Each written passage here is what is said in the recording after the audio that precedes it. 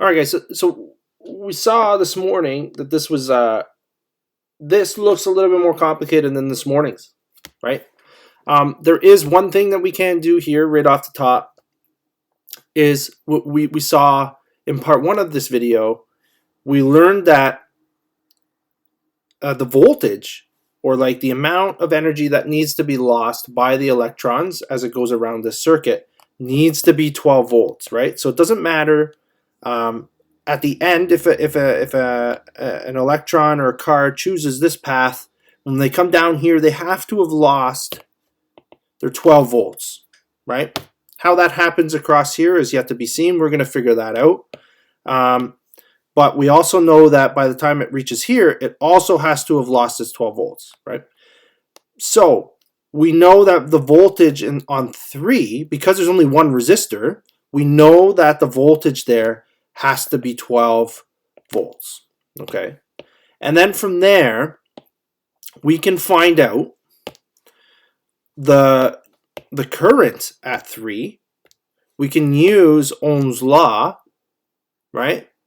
Which stated V equals the current times the resistance, right?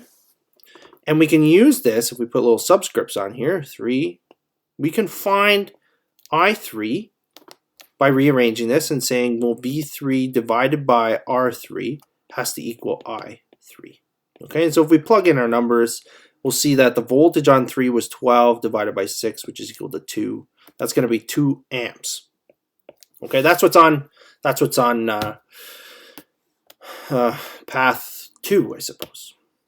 Okay, we'll call this path 2, and this is path 1. Now, we know on path 2, everything is solved for. Okay, and the trick arises when I look at path 1. Okay, I don't know. It doesn't make sense. We know that there's 12. 12 volts have to be lost. But it doesn't make sense for these to be 6 and 6, because this road down here is rougher than this one. So it makes sense that the combination here might be something like 8 and 4 joules, right? Not in any relation to these two numbers. Just the fact that it could very well be 9 and 3, right? For instance. We just know that because the road's rougher at the second patch of rough road, I'm going to lose more potential energy there, right? Or more joules of energy, electric potential, right? And so it doesn't make sense for there to be an equal breakdown.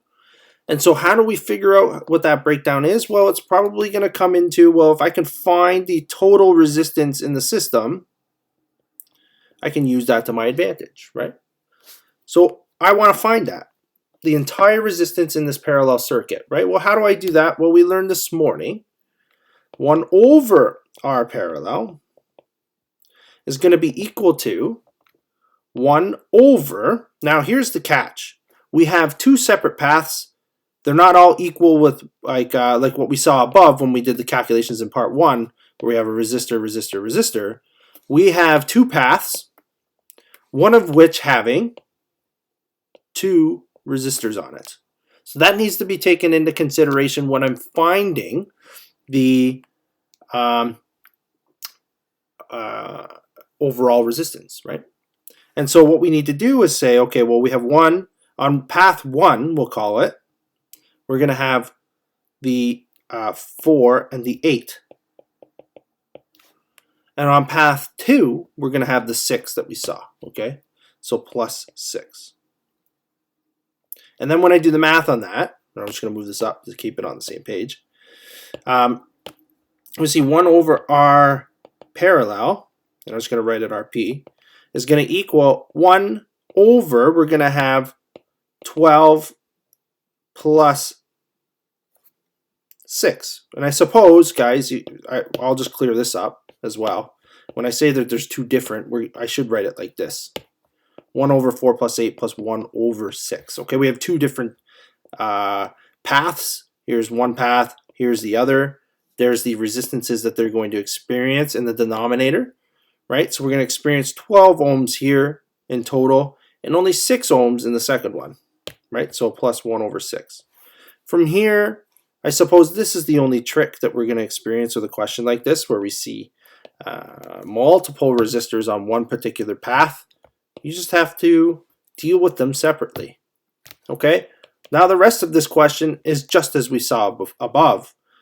We can't currently add these two things together because the denominators don't match. So 1 over RP, I need to make them match. Well, 6 goes into 12, right? So when I go 1 over 12 plus 2 over 12, right? And so we're just going to do the math here. We're going to say 1 over RP is going to equal 3 over 12.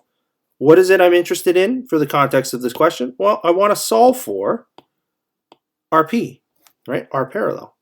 So how do I do that? Well, we can apply our friend cross multiplication.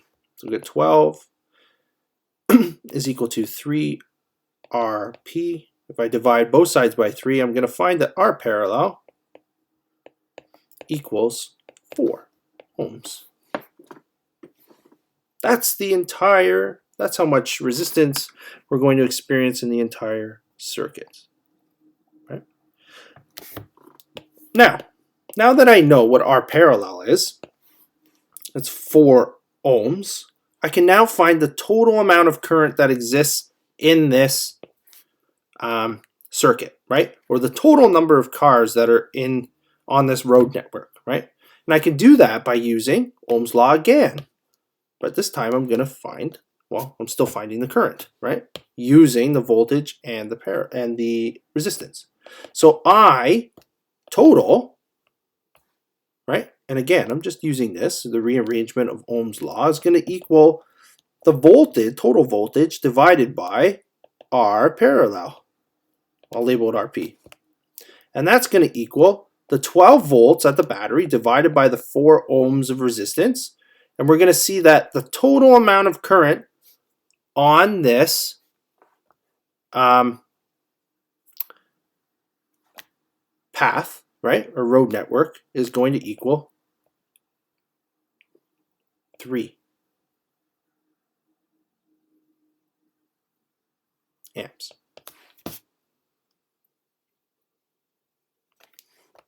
And we can fill that in there. Okay, now we can use this now, right?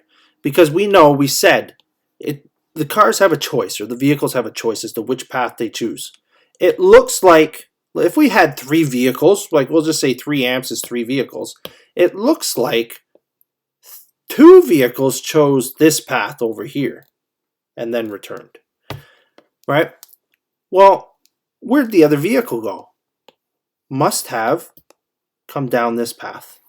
I'll use a different color, right? Must have come down this path and experienced all of this, right? So that when they combined back down here, there was again the two vehicles from path 2 and the 1 vehicle from path 1 combined to give you the 3 amps again, so that they can return back to the battery.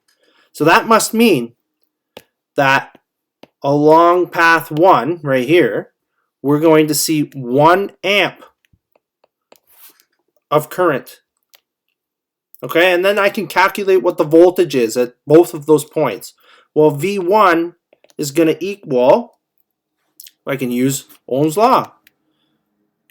V1 is going to equal 4 ohms multiplied by 1. Right, and I see 4 volts. Right, and then I could use Ohm's law again, but you guys know that I need to lose all 12 of my volts of potential energy, right? And so how do I get to 12? Well, that must mean that there's 8 volts here in order to, when I add these two things together, lose all 12 volts when I arrive back here. And when I combine with the 2 other cars from the other path. And that's it. That's how you fill in on all this information, okay? And sometimes it can be a little tricky, as you saw when we tried this in the lesson, okay? It's important, imperative, to keep each path separate in your resistance calculations for these, okay? That's the trick. That's what we hit the snag on in the lesson. The rest of it all works, okay? And these things are like little puzzles. So you just try and pull one piece at a time and you'll figure it all out, okay? So you let me know if you have any questions or problems with the homework questions, and happy to help.